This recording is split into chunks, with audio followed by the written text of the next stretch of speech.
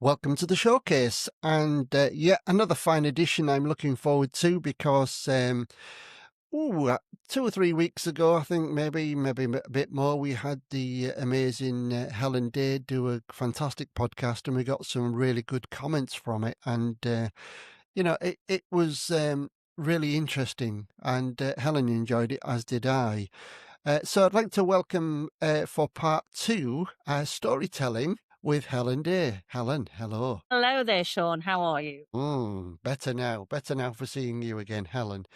So we're talking about our careers, and you've had a spectacular career throughout your life. If the viewers have watched part one of Helen Day, Helen Kirkwood, whichever, which do you prefer to be called, Helen? Helen Day. Your real name? Helen Day, yeah.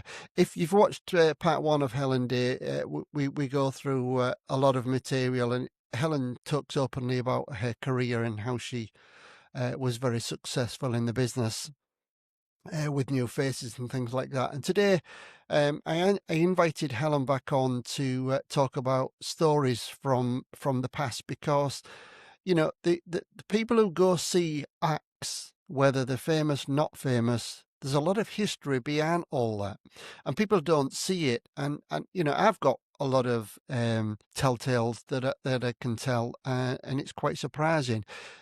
First example, I'm going to ask Ellen to give us the first one, and then we'll continue from there. So, Helen, dear, over to you. Okay, thank you. Okay, so I just learned to drive, passed my test. Dad got me a little 1100 and it broke down, but the garage I bought it from gave me this Mini Cooper, which was only a few years old. I had to go to the Talk of the West at St Agnes from Nottingham. So me and my mate Trish, she went with me. She took a week's holiday, and Dad wrote all this, how to get there, and we had to go through Birmingham. We got to Birmingham just before Spaghetti Junction, and the car broke down. So we sat in this garage with this little old man behind a till, and there was nobody around. It was about 11 o'clock at night. This taxi driver came in. He said, "What's wrong, girl?" So we told him, pulled the bonnet up and tightened the fan. Is it the fan belt that charges the engine? Yeah. So I explained to him, we've got to get through Spaghetti Junction we've got to get down to the A38. So he took us through Spaghetti Junction.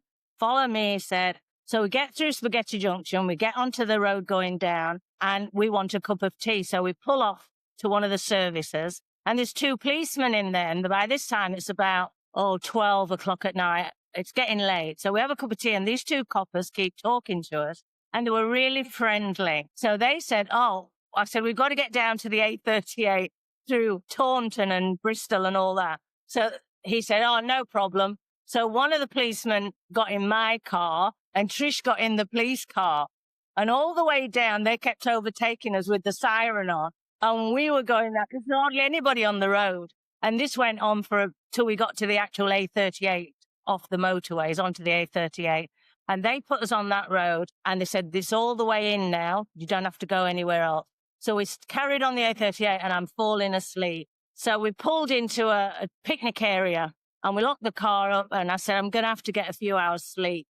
So we both fell asleep in the car. And then about 6 o'clock in the morning, we were woken up by these men staring at us through the window. And one of them had like a gold tooth, and the other one had no teeth at the front. And we were frightened us to death. And we were in the middle of a gypsy camp. And they invited us. It was unbelievable. And they invited us to breakfast. So we had breakfast around this gypsy camp, and then we got on our way and finally got to Perranporth. And the first gig we did at the Talk of the West, she had her room and I had my room in the digs. And after that, she was really tired out. The other acts on wanted to stay behind to get to know each other and have a little drink. So I decided to stay behind, but we only had one door key for the main house for the digs. So I gave it to Trish. And I said, "No, I'll come and knock on your window." So after after the shows, we had a few drinks. And then I said, "All right, I'm going back to the digs." And I got to the digs, and I'm knocking on the digs and ringing the bell, and no one's coming to the door. It's about 12 o'clock at night. So I thought, I'll go and knock on a window. So I looked round the side of the digs house, and it's all brambles. and there's a field and a gate. So I've got this short mini skirt on, and you wouldn't look at it twice. It had matching knickers, thank goodness. So I go over this fence, right, with these stockings on, and I climb over this fence, go in this field, go up to where the window is, and I'm on the fence, and I'm trying to lean across to knock on this window, and all of a sudden, something comes up from behind and knocks me over the fence, and it was a cow. I went straight into the brambles, and while I was there, I was knocking. Gee. She's fast asleep. She won't wake up. I finally got out of these brambles, went back round to the front of the house, and I just kept ringing and ringing and ringing. And one of the other acts who was working in the area, a man, I can't remember who it was, opened the door, and my hair was like this, and I got black all over my face. I was totally ripped to shreds. My stockings and tights were just absolutely shredded. And he went, "Oh God, come in." Well, Never asked me if I was all right. He just thought I'd been at a big party or something. Oh, that was the gee whiz, funniest day. what a picture, Helen, that must have been. Don't you just remember days like that? It's unbelievable. But you know, these are the type of stories that people don't see. I remember, Helen, that actually, strangely, I was with another partner called Helen Thompson, and we went to and her boyfriend. We went to Cyprus, and we were singing in a beautiful hotel called the Annabelle Hotel, and it was the time of the Gulf War. I don't know what year that was, Helen, when the world attacked Saddam Hussein. And Cyprus is what we call a military fast redeployment island. So that's where they gather all the military, and they use it as a main adjoining. But well, at this point, all the tourists have left the island, and there was only myself and the band left there, and they said, "You can't sing. There's nobody coming in. You have to go home tonight. The military will be. They'll come and pick you up and take you home on a C-12 transport plane." Oh my God, it must be dangerous. We better go. Well, you'll get paid for the rest of the contract. Okay, that's fine. So we couldn't take our equipment, so we just went on this. We got picked up by these military police, and they took us to the airport on this huge C-12 transport plane. I think it was very uncomfortable. Helen strapped us in, and you can imagine the journey from there back to the UK, 5 hours. And as we was taking off, it was midnight. And he said, "Look over there," and you could see all the flashes and bangs and bombs going off. Wow. It was struck at midnight when the Iraq War started. Yeah, it was really, you can't make these things up. You know, it was really spectacular. And it took me nearly 3 months to get the gear home, Helen. Really. So a learning lesson there I'll never forget. Anyway, story number 2, Helen, come on. Okay, well, we were doing the Talk of the North in Geordieland, and as we were getting out the van, somebody slammed the door and trapped my 2 fingers in it and cut my fingers off. Ooh, ouch. So they rushed me to hospital. We'd already set up. We were going to get something to eat. So they rushed me to hospital, and I had these big white bandages on these 2 fingers. And then whilst I was on stage, it was fine. I explained what had happened. And then I sang we did a big Judy Garland thing. We were more cabaret-ish then. And we did Over the Rainbow. And then so they dimmed all the lights in Stockton Fiesta. It was the Fiesta. And all you could see, because I held my mic in my left hand, it's these 2 big white fingers like this, singing a beautiful song and that was so funny. And then another time we were doing the squaddy bases in Germany, and we'd set up, and they used to give you drinks vouchers, and either the roadie or me would go and get the band the soft drinks. I was at the bar arranging for the soft drinks for the roadies and the band, and all of a sudden this humongous pain went through my backside, and I spun round, and a squaddy it with all his mates. I hated doing those shows. Had crawled on his hands and knees. He crawled on his hands and knees thinking he was being clever, and bit my backside. I had jeans on, and he bit through the jeans, and he burst out laughing and stood up, and his mates all started laughing. I turned around from the bar, and I almost broke my foot on his groin. And I've never seen a man drop so fast in his life. And his mates they laughed more when he was on the floor. And I'll tell you something, bet you he never had children, because I limped back to the dressing room. I had this huge, on my backside, this huge bruise for weeks. I should have reported it, but I didn't. You don't, you just get on with it. So that that was another one. Do you know, Helen? You said you hated those German Body. tours. I did them many times, and when they used to say to me, you're doing the squaddies, well, I just kind of like heart sank a Hello. bit because they're not interested, Helen. All they want to do is get drunk and abuse you. Now, I was with my ex-wife and her twin sister. You know, we was called Smarty Pants or Savage Onion, whatever you want to call. I And remember you can Smarty Pants. imagine, I can yeah, remember Smarty you Pants.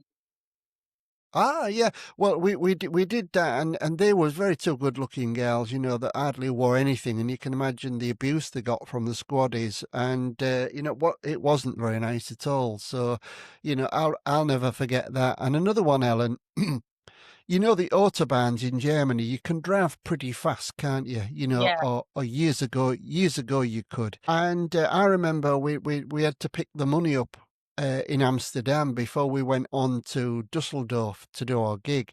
yeah, And so we went to this 6 o'clock in the morning. We arrived in Amsterdam, found this guy, this agent, picked up our money, and then off we went to Dusseldorf. And I remember I was on the Autobahn. It was absolutely throwing it down. Couldn't see in front of you. All you could see was blared lights. And I'd kind of slowed down because I felt the lights coming closer and closer. So I slowed right down and I stopped behind this Jaguar. And everything was standing traffic. And I looked in my mirror and I thought, my God, there's a car coming up fast here. I hope he slows down. And he didn't. And he just whacked the back of my van. And the passenger came ah, through the window screen. It shunted me forward into the Jaguar, which shunted the Jaguar in front of another one. And at that point, you can't leave the Autobahn without the police being called. And I got out. It was throwing it down, Ellen. And I said to the guy in the Jag, sorry, einen Faulten. And he goes, yeah, I understand. It's not you. And the police came and everything like that. And the guy was hanging through the back window. The ambulance came, and you've got to get a pass to be able to leave. And was everything all right? Well, we had bull bars. Do you remember bull bars? yeah. They're like a cow We, bars on the front of your we van have them in and on the back Australia. to protect. Ah, right. Well, they're banned in England now, but we had those on, and thank God I did. When we got to the army base, we couldn't open the back doors, so we had to get a tank or like an army truck to prise the doors open to get the gear in. So we got all the gear in. When we told them what happened and everything like that, they couldn't repair the van, so they had to weld the door shut. So there's us after the gig the next day, travelling home the next morning, welders welding the door shut so the gear don't come out the back of the van, because, you know, we had a couple of guys in the back of the van that was there's no room for 5 people. Right. And when we got back home and everything like that, you know, we had all the reports and the van got done. But, you know, these stories, Ellen, is, you know, you can't believe it. I used to love doing the sergeant messes. Did you? And the officers' mess were the best. Yes. You Yeah. got treated Yeah, like there was. royalty when you did the officers' mess. Yeah, you did. And there was in big tents inside of a hangar, and the sound was bloody Always awful, got like, but fed. They always yeah, fed you you. got fed right good. Yeah, very good food. And Ashback brandy, German brandy was Oh, I don't beautiful, know. you know. I never tried that. Do you remember? Oh, do you remember the naffy? Because Yeah, obviously that's how nappy we went headquarters. out. Yeah, NAFI headquarters. Every army base you went to, there's a NAFI headquarters, and you could go get cheap beer and things like that, and it was really interesting. Yeah, Yeah, cigarettes and sandwiches and all that, because it was the NAFI that brought us out there. It was the NAFI that organised all the shows for the entertainers. that's right. You know, so they was good, but it was. I don't know if you remember not Black Lace, Smokey, the lead singer from Smokey, got killed on the Autobahn as well, coming home Yeah, from no. Germany from doing that was a very sad day, that one, because he was a real good, nice guy, you know. So, you know, again, people call the entertainment business glamorous and exciting and things like that, but they don't see the behind the scenes, Helen, you know. Right. Can you remember the 5 pences used to Yeah. be exactly the same as a Deutschmark? So every machine Yes. you used to put your 5 pences in, you could get it for a Deutschmark. Well, once we were doing Dusseldorf with Tucker Chance, the comedian. He passed away last year, but he was a fabulous friend, and he went everywhere with us. And we went onto this park, and there was this ride, and it was a boat, and it came down this chute, shot out into this lake, and then you landed in the middle of the lake, and this chain pulled you back in, stopped to let you get off at the thing, and then it pulled itself back up to the top of the chute. So we all had a go on it for 5 pence, because it was a Deutschmark. But we all had a go, and Tucker Chance was rather large at the time. I want to go, he said. I want to go. So we got Tucker, and he was crippled with one side of his leg, so he sort of walked with a wobble. So we had to get him in this boat at the top of this machinery thing, and he got in, and this chute came down, went up a bit, and shot her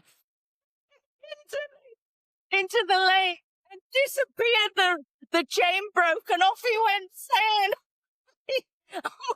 Band, you know what we're like. We just couldn't do anything but laughing, and he sat there going, "Help me!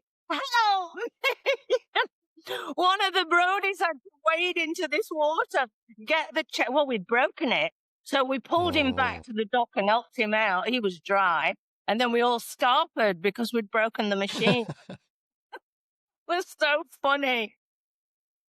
What was the name of the comedian? Tucker Chance. He's very well known around the clubs. Everybody knows him in show business, really. He was so funny. He died last year. Bless him. Yeah. Alan, do you remember a comedian called Eddie Collington? I remember the name, yeah. I don't think he I was worked from with him. Liverpool. Yeah. And he was from Liverpool, and I was in the duo was called Leather and Lace. We lived in Wakefield, and every time we went to Germany, it was a band, a duo, and a comedian. And this particular tour we was doing was a 5-day tour, and the agent says, "Can you pick up the comedian?" I said, "Well, I'm not going to go to Liverpool to pick him up. No, he'll get a train. He'll come to meet you. You pick him up from Wakefield, set off from Wakefield, and the Internationals, the band, you just go down with them and you'll do the show." But I thought nothing of it. We had a little Ford van, Bedford van. I don't know if you know them. They're very small, like a car, but like just extended with a van at the back. Yeah, I know that. And we got all our gear in there, and we had a seat at the back of the van for this guy to fit in. We picked him up at the train station. Well, Helen, I nearly fell on my feet. It was about 45 stone. Crikey. And Crikey, mate. I thought, what we're going to do? So I said, "I'm sorry, Eddie, I didn't realise, that you was a big lad." And I said, "I'm going to have to get you in the passenger side." So we opened the chair as fast as it could. And me and my girlfriend, we was pushing him in, pushing the fat in like that, pushing him. And he got sat in, and I said, "I hope you're comfortable." He said, "Oh, don't worry about me, off you go." And when we got to the other venue, the other end of the venue, we had to get the gear out. Somebody had to go into the back of the van to push him to get him out, and it was like that at every gig. And sadly, he died a few years ago. But yeah, you just don't imagine, you don't envisage these things happening on the road, Ellen. I know, it was hilarious. Have you ever had any?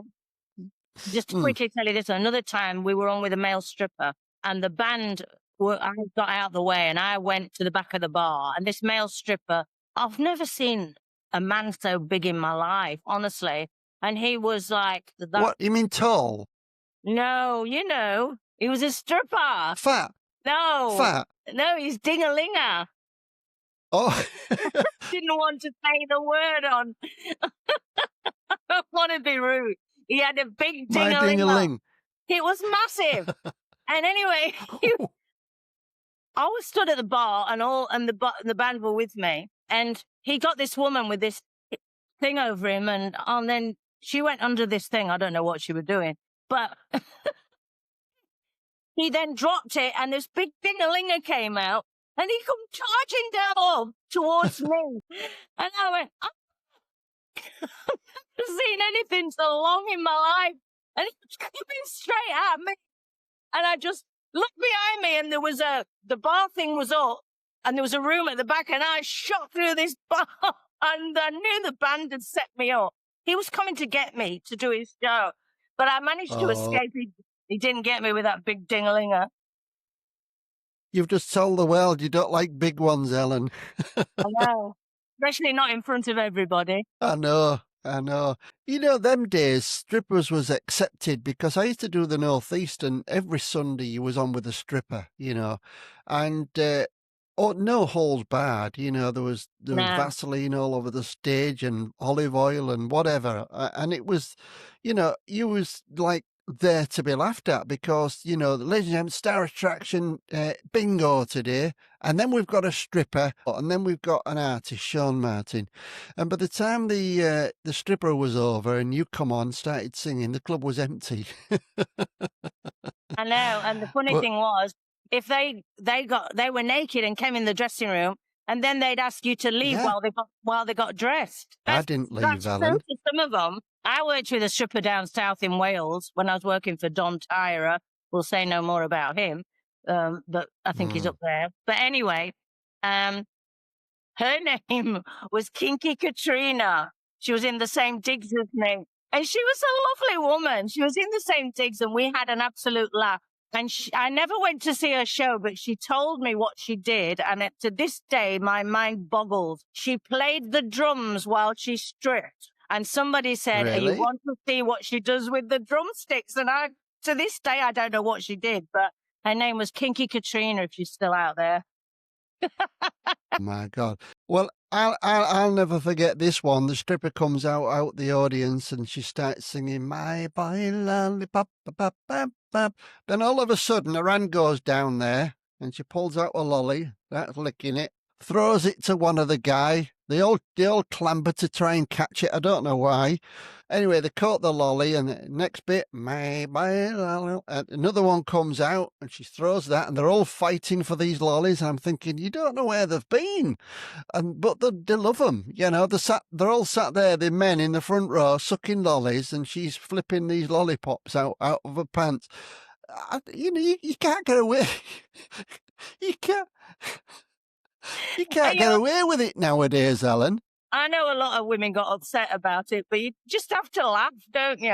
I mean, some of them were really funny. Yeah, there was funny, and some of them was very, very pretty as well. And you used to think, well, you know, there must be a better way to make a living. But I don't think they really earned a lot of money. But it was just there was a need for it at that time. You know, now there's no such thing as strippers, women, men, or whatever.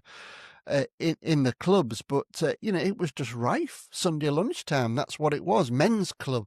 There was the men's working ones clubs. That's what there was called. And you'd always have a stripper on. If they still had it in the working men's clubs, they'd all be pole dancing now. They'd all be hanging around the poles. Yeah, there's plenty of strippers where I am out here. You know, Helen. Yeah, where are you again? Pattaya, Thailand. Oh, Thailand. Yeah. Yeah, it's nice over there. Have you been, Helen? No, but some of them look like women, but they're boys, aren't they? Yeah, lady boys. Yeah, that's right. Lady boys. You have to cough and drop to check that you've got the right one. Oh, it's a funny old world, isn't it? That's what attracts people out here, you know, Helen. The lady boys. You know, you can have the most good-looking lady whatsoever. You know, beautiful, stunning. And the men just walk by, but the next part is a lady boy. Are you a lady boy? Yeah. And it's like, you know, unbelievable. You're funny, Sean. You're so funny, Sean. You are. Well, Helen, you've got to be, haven't you? Yeah. Did I ever tell you the story about when we did the Sour Hall Cabaret Club in Todmorden? Right. We did it 1 week, and then a week or two later, Norman Thewlis Agency rang me up and said, I've got you another week at Todmorden. I said, we only did it 2 weeks ago. We can't go back that soon. He said, no, he specifically asked for somebody that's got insurance, and he wants somebody, and he asked for you. And I said, oh, okay. Anyway, driving up I'll cut it short, driving up, I'm freezing cold on a hot day. And I said to the band, is anybody else cold? They said, no. So we get to the club. We went to rehearse. We'd already set up. Walked through the back of the dressing room. In the dressing room, I was fine. Got into the club and I'm shivering again. I'm shivering like mad. And I said, oh, there's something wrong. So we did the show in the dressing room. I'm fine. I stayed in the dressing room all night. And then we went home. And the next day, as we went up to rehearse, because we were putting new songs in, you could smell it. It was burnt down. We went into the dressing room. Yeah, burned down. In the dressing room, whatever was in the dressing room was safe. Not burned, not touched. It was made of stone. You walk into the club and on the stage, there were photographs all over the stage and our equipment. And every photograph was totally burned except one photograph of me was singed around the edges, but you could still see the photograph. So the insurance guy came and he was a good bloke to us. And we lost £27,000 worth of equipment. And I said to him, there's something strange. Sometimes I get these psychic things happen to me. And I knew there was something wrong with this club. And I told him what happened. And I said, I knew this club they were going to be. And look, my stuff's not burned on the front of the stage. And they found out that I don't know whether it was the owner or the manager, he went to jail for it. He wanted a band that had full insurance. So it took 2 weeks to they sent us to London and we picked everything back out within 2 weeks and went off to Spain. He went to prison for it. That was on. I've got the TV shot of that when it comes on the news. Helen Day's Wild Affair lost all their equipment. Yeah, but yeah, he went to jail for it. Do you think Norman Thewlis knew about it? No. Norman agreed with me. He said that's why he asked for a band that had insurance. Well, when I told the insurance people this, they knew flipping well that he'd set it up. He specifically wanted a band that week that he knew, which was nice of him, really. That they knew that if they lost the gear, they could get it back. Oh, but he didn't plan on getting us because we knew what he'd done. Gee whiz, that's amazing. I mean, anymore. you know, there's been loads of that, Ellen. There's been loads of that because, you know, the best way to get your money back is burn the club down, you know, if it's not doing well. Yeah. And insurances must know these things, you know, they must be rife. Oh, but it was obvious when One he'd more asked Norman story. As soon as he asked for a band with insurance, everybody knew what he'd done. Obviously. Yeah, mate, it's so common sense, isn't it? Yeah, that wasn't a funny story. Do you know, I did an audition for Barnum and Bailey with Michael Crawford, and it was down in London. I got the part, and I got one of the major parts. There was about 5 major parts in the show. To be on the show, you had to do something theatrical. I was a trampolinist, like I told you before. So I put down, I'm a trampolinist, and I did the audition, and I got the letter back saying, you have been chosen to do this. I'm sure she was a coloured lady. Because sometimes I used to look coloured, you know, with the big lips. But anyway, I'm reading this thinking, oh, this is good. And then at the bottom it said, so what you'll need to do is stand on the edge of a seesaw. Somebody's going to jump on it and you're going to throw a somersault and land on somebody's shoulders. And I said to my husband, I'm not that desperate to be famous. And do you know how many things I've turned down? I turned down a serial for Granada TV and I got the nightclub part, singer, and it was a 9 or 10 week serial. Because I got the part and it started filming on the day of my wedding. And I had a choice. Do I get married or do I do that? And so I got married. And like people say, how come you were never really on TV in everybody's, you know, like, and I said, well, I've turned down a lot of things and I've chosen to do what I wanted to do. And I've been happy with what I've done, you know, I mean, but I'm not throwing a bloody somersault off onto somebody's shoulders. That's unreal, that is, Helen. Oh. Was you an extra then? Did you do a lot of TV work? Yeah, I did. I started off as an extra on 3, 2, 1 and Hallelujah. And all. I did a walk-on part for Hallelujah with Thora Hird. I worked with Dame Maggie Smith on Centrinians. That was a walk-on part. That's one up from an extra. And then I got a speaking part on Coronation Street. And I did a week's work on Coronation Street. So that classed me as an actress. I did lots of parts. But everybody Tell did in you the what, business. Ellen. Oh, I did. I used to love it. I mean, it was about £45. It wasn't a lot of money, but I once went from Hull to Nottingham, and I didn't get expensive. It was just 45 quid. You're there for the day, and when I got there, it was a war movie. It was on a big army camp, and Diane Cannon was the Right. star, and there was hundreds of extras, all entertainers and musicians, and I don't know why. I had real nice hair at the time. I'll have to send you a picture. It was all blown back and blonde, and they said to me, "Can we cut your hair?" I said, "Well, not really, because we need to dye it then and put it over the front of your head." I said, "Well, I don't mind that." It was chucking it down, Ellen, and they'd made these tunnels under trees, and they says, "Right, 3 of you, you're gonna go through this tunnel, come out at the other end and look round like this with the water coming, and Diane Cannon will be sat there." So we kind of like thought, "Well, this is a big part. We're gonna get seen here." So there we was, scrolling through this mud, Ellen. Honest to God, I was cold, shaking, and I come up and I was looking around like this, and there was no Diane Cannon. I thought, "Well, are we being set up here?" So climbed out of the tunnel, and the next person come through the tunnel looking, no Diane Cannon. "Oh, can you do it again?" Oh my God. Did it again and everything. Diane Cannon wasn't there. So they said, "Oh, we're going to put Diane Cannon in the picture after we've done it." So I kind of like was absolutely drenched. So I had to try and find some showers to get clean before I come home. I was absolutely disgustingly mucky and horrible.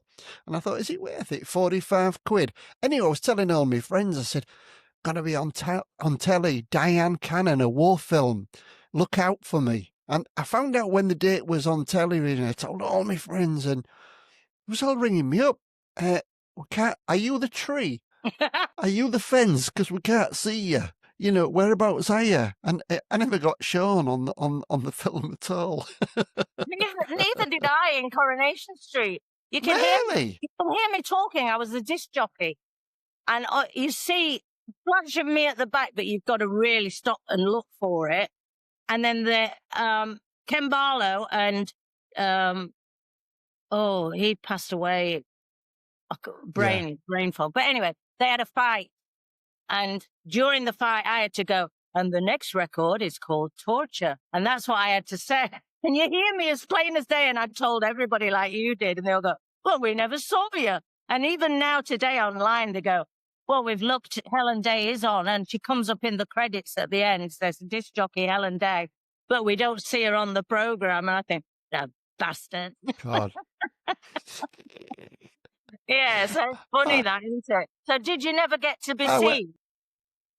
No, I went to Nottingham to film with Tracy Ullman and Robbie Coltrane, Oh, yeah. a series called Girls on Top. I don't know if you remember Yeah, it. I remember that. And they said, you're a handsome guy. You look like a barman." I said, "Really?" "Oh, yeah, but no talk on. You're just going to stand behind this bar." I said, "Fair enough." So they pulled 10 people pulled this bar out and shoved me in this bar. And they asked me to lean on the bar like this. And Robbie Coltrane and Tracy Ullman come up. They started talking. There was filming. Didn't get me in it. And then the buggered off. And then everybody went. And I thought, is everybody gone? Do I stay here? What do I do? So I'm still sat there, and I'm stood there. There was no beer. It was all false and everything. With that, about an hour later, Robbie Coltrane passes and said, "Are you still there?" I said, "Yeah, I'm just waiting for the next part." He said, "Everybody's gone." I said, "How do I get out from here?" There's Robbie Coltrane. He calls a few people over from the hotel, and it was pulling at this bar, and it fell over, and everything smashed. And so Robbie Coltrane was on the floor laughing his head off. In them days, I wish we'd have had phone cameras, because we I didn't have know. anything like that. There's no memories, Helen, No. just all in here. People are expected to believe you. And, again, that was a funny one. And I waited for Girls on Top to come on. And again, I wasn't seen again. So 45 quid waste of money. I don't know. It's a funny Uh, business, but some great times, great times. Yeah, because when we was, to make up your money, I mean, the gigs were great, Helen. You got 2 and 3, 4 gigs a week, and then the other days you'd do extra work because the agents would say, "Oh, they want you down here," so you'd go do that. And I was busy 7 days a week. I wasn't earning mega amounts of money, but it was just good fun. I loved it, and it was just the things that happened. Yeah, That people just don't know about. People go on holiday, they can tell stories, but we go out as an entertainer, we can tell even better stories, yeah, so anyway, let's hope that the viewers really enjoyed these stories from Clubland, and we'll have to arrange a podcast 3. I know you're only 4 hours in front of me, not 5. So tell us about Australia, Helen. Are you settled there now? Is that it? You're never coming back to the first UK, came or? out here, when I first came out here, I was in Adelaide because all my family were in Adelaide. And 2 years after I'd been there, they decided to come up to Queensland. But I'd only just established myself back again. When you sell up and you emigrate and you divorce and you move and then you've got to start your business here again. It's so difficult and such a trying time. I could not come up to Queensland. So I stayed in Adelaide for 10 years, and I literally was top of the shelf down there. I got all the major gigs and everything. But after 10 years, I thought enough's enough. So I came up to Queensland, and once again, I had to reestablish because it's such a clicky thing. But I got an agent from Sydney, and he got me work doing Sydney and got in touch with some people in Queensland. And before I knew it, I was doing the clubs in Queensland. And then he got me on the cruise ships, which was amazing. So Australia's brilliant. I live right on the Pacific. I'm only 2 streets away. I got my little doggie. She's beautiful. I take her for a walk on the beach most mornings. Married to Don. He's a right Aussie bloke, He's right Aussie. I can't speak Australian. I can say, "Get out, mate." And that's about it. But there's a fly there. Can't Yeah. have the bum flies. There's so many bum flies over here. Oh, but Australia's a beautiful place. It's like home from home. It's like second England, isn't it? But paradise, So I think, Alan, you're far better off in Australia than what you can ever do in the UK nowadays. It's gone to the dogs. Yeah. Oh, we're following very So shortly behind England. Everything. We've got people living in tents, people living in shoeboxes. We're very much getting like really, England. Yeah. The government that's in at the moment are doing nothing. They've just started building the houses to try and house these people. It should have been done ages ago. But there's so many. We've got crime, and all the crime is. Sorry. it is in Europe. You can go on the beaches and make love, but when you go to Abu Dhabi or Dubai, you can't make love on the beaches out there. It's terrible. I'm disgusted with it all. You've just put this picture in my head now of you on the beach going up and down, having sex with all these women on the beach. What do you mean, all these women? One at a time, Ellen. I Oh don't think I've dear. laughed so much in ages. Yeah, it's Yeah, beautiful, I Australia. was a Don Juan. Yeah, it I've is. Yeah, I done can one. imagine. So, I've done one. or a Don too. But anyway, Ellen, it's been lovely talking to you, and I hope you've enjoyed yourself. Thank you for your patience today, and keep everything, keep happy, love yourself, be happy, eat what you want, and enjoy life. Look after Yeah, and yourself, Ellen. I hope your eye gets good as well. Yeah, And me I too. I'll send be you able to lots of see. love. And you. All Take right. care. See you, Helen. Bye bye.